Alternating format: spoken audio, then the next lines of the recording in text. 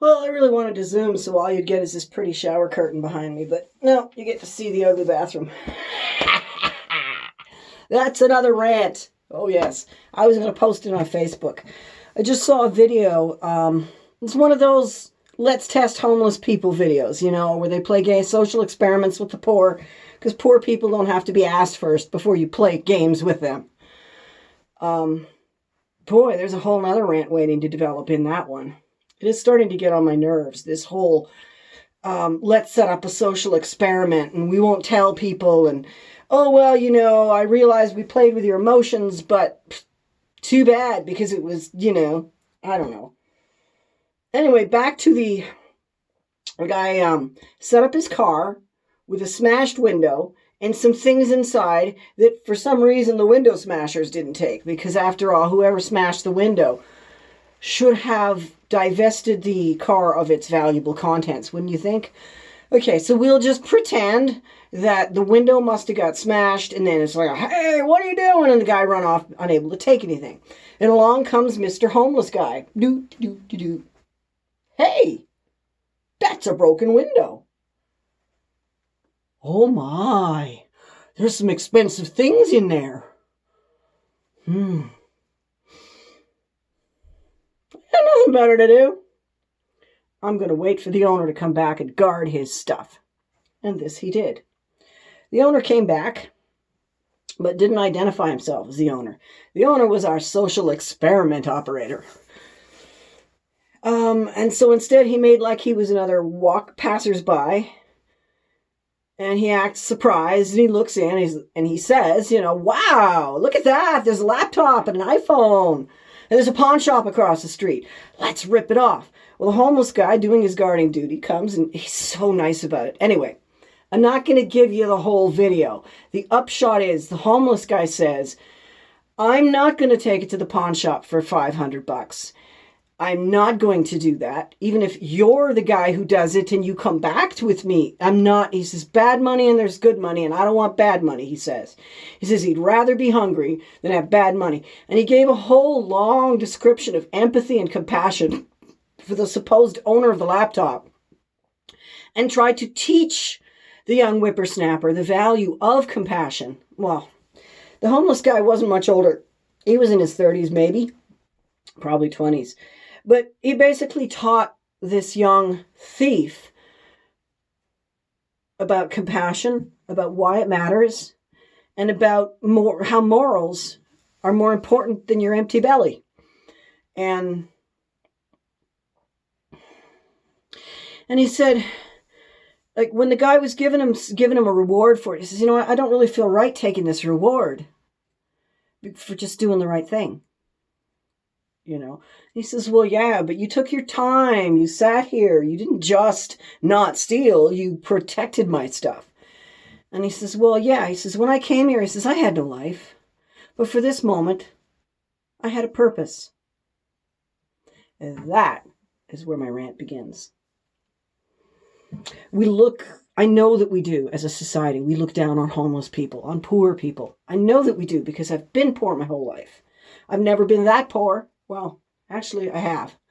I've never been so poor that I didn't have an address. Put it that way. Sometimes the address that I had was pretty minor and it didn't last long, but I always had something to fill out in the change of address notice cards. Partly because I made an effort in that direction. It was important to me. Anyways, I don't know. I take care of what matters to me. But I have been pretty poor. Yes, I have. And there's no question that people think that poverty is linked to moral failings or failings of character or some other amorphous quality. Basically, it goes with the whole idea that if you're born a certain way, then you are only capable of certain things. It's a form of racism. It's a form of classism. It's this whole idea that you are something when you are born, and that something is predetermined, and as your life runs out, it becomes obvious that you never were going to amount to anything. You always were this. You see someone sitting on the street, looking filthy, looking tired, looking sad, begging for money. And instead you see a great, unwashed, lazy, miserable person. Instead of tired, exhausted, hungry, sick, and sad, you're seeing the same qualities and you're interpreting them differently. Instead of tired, you're saying lazy. Instead of sick, you're saying unmotivated. Instead of sad, you're saying negative outlook. And the thing of it is, every single one of those qualities is caused by the situation. Rich people, poor people. You cannot get rich with your morals intact. I know this. I've known rich people. My mother was a terrible social climber. She went after the head of the company to get into his little parties and to get in with his family and to make friends with his wife. And I mean, she was a married woman. She was doing it all as a married career woman.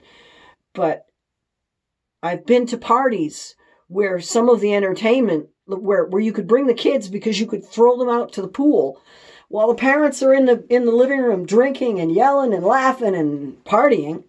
The kids are swimming and yelling and laughing and partying in the pool.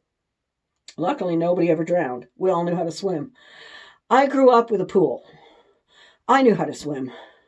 I grew up with a pool in a time when having a pool was just beginning to be a middle-class luxury, something that middle-class people were doing. My father dug the hole for that pool and assembled that above-ground pool and massive deck with the help of my brother, but mostly entirely on his own. Wow, that man was a mountain. So that's one thing. One thing I know about rich people and poor people is rich people think poor people are morally deficient, and poor people think rich people are morally deficient. Chew on that one a minute. Money doesn't like morals. Money doesn't like ethics. Money doesn't like nice people. I still believe in the fairy tale of a nice rich man. Current title holder, Elon Musk. We all think he's that fairy tale philanthropist, the rich guy that's not going to screw us all over. Well, I shouldn't say all. Some folks have quite the opposite opinion. In fact, in this household, there's someone with the opposite opinion. He doesn't trust Elon Musk. But then the rich men don't trust Elon Musk. And that's another reason why it's hard to be rich and have good character, because all the other rich people are going to try and take you down. You can't get rich and retain good moral character. Now, if Elon did it, he did it because he got lucky. I mean, you can always win a lottery and have good moral character. Okay? You can win lotteries. You can have windfalls. Strokes of luck do happen. They happen to some people. And so nice people can get rich by stroke of luck. I'm not saying that what Elon did to get rich wasn't work. I'm not saying that. I'm saying that he had a stroke of luck in that the idea that came to him and the moment when it came to him and the need for that all came together and landed on the right guy who had the right knowledge and the right things. And the amount of luck involved in that is tremendous. And I think Elon knows it. I think he knows it. And I think it's part of what makes him apparently a much better person than maybe he would have been if he'd gotten there by dint of hard work, as they like to say. People who get there slowly tend to think that they earned it completely, which adds to the obnoxiousness of rich people. In order to get wealthy, there's a million tiny ways that you have to break your own moral rules. You have to lie to people a lot. Just beginning right there, you have to lie to people. You have to lie to be nice to them. You have to lie to play the politics games. You have to lie to be nasty to them for the politics games. So you have to lie to people. And from that ability and willingness will also flow the occasional little bit of cheating. You pick your victims so that they fit within what you were taught was good and bad. So, you may say, I only victimize people who are corporations over a certain size. It's the only time I'll shoplift, or the only time that I'll lie is is when I'm filling out a form there. The only, I don't know. I never bothered to study the different ways that rich people lie without telling an untruth. I don't know. They don't like it when you use the word lying. They prefer things like prevaricating, which is the same word. It's just fancy. It sounds like it was a decided, thoughtful, wise choice to tell that janitor he doesn't get overtime, even though he does. But, it's much cheaper if he works the overtime for regular wages, don't you know? And he doesn't know better. And when he finds out, he'll just fire him. That's one of the ways that they do it. They also cheat everybody beneath them. They cheat the people beneath them of money directly. They cheat them of opportunities. And they cheat them of reputation. They gossip maliciously. They make things out to be other than they are for personal gain. And it's all these really little tiny things. And the kind of people who do that sort of thing make up for it. They balance their lives by being ridiculously generous a lot of the time when it suits them. But now we go to Mr. Good Boy. Mr. Good Man. He's the one who says, no. You definitely were here before me. You get to go ahead in line. I did that the other day. I solved the argument. She was like, no. You should go ahead of me. And I'm like, well, yeah, but you were here before me. She says, well, I wasn't ready yet. And I says, listen, you're going ahead of me because you were here first and I'm Canadian. The entire waiting room started to laugh at that. And she had to take her place in line. Now that is a very Canadian moment, but it's also a very nice person moment. It's what keeps me poor. No, you take it. You're worthy. You deserve it. I'll figure something out. That's me all the time. To a fault, really. I'm too generous. There are still times that I go looking for stuff that I still need that I gave away because someone wanted it. And I just wanted to see them smile. Poor people give it away. They give it away. When your entire community is poor and you're not, the dissonance is terrible. And if you're not rich enough to leave that community and move into the next level up, it's unbearable. When I have friends who have less than me, it can be ridiculously difficult to maintain that friendship because they're jealous. And they don't want to be jealous, and they're not thinking entitlement forms of jealous. They just can't help themselves. It's like little triggers. Oh, you'll never guess what I found at the store today. I can't even afford bread. You know what I'm saying? And that's when your whole community is like that. They want you to share when you get a benefit. And that is what humans do. When one member in the tribe comes back with a big hunk of meat, he doesn't sit down and figure out how to build a freezer. He cuts it up and delivers it. That's human. When you get a benefit, you share it with your community. And so when your community is painfully poor and plagued by members that are so mentally ill and so miserable that they're victimizing their own families, your community will never pull its way out of poverty, especially since that other level is just looking down on you going, what the hell's wrong with you people? Get with it. And not sharing. That trickle down, that door's shut. There's no trickle down to the bottom level. Never will be. And charity, personal, private charity has never been adequate. The only thing that's ever helped has been institutionalized government charity. And at best, that has been... No, there are places that are doing it right. Really. There are places where they actually give you enough to eat. They actually give you shelter. They cover your needs. And that's really all that's really all a person needs. And if our society could stop uplifting the wealthy and downtreading the downtrodden, it would really help. Wealthy people are there because they're assholes, okay? The richer you are, the more asshole things you had to do to get there. I know it. You know it. Your buddy knows it. Would you stop trying to pretend like it's all hard work? We're all working hard here. really hard as each and every one of us is capable of working. I used to put in 16-hour days. I didn't get paid. I was doing it for free because someone needed me, because I wanted purpose, because I didn't have a life if I didn't have purpose. You want to solve poverty. You want to solve drug addiction. You want to solve welfare. You want to solve these things.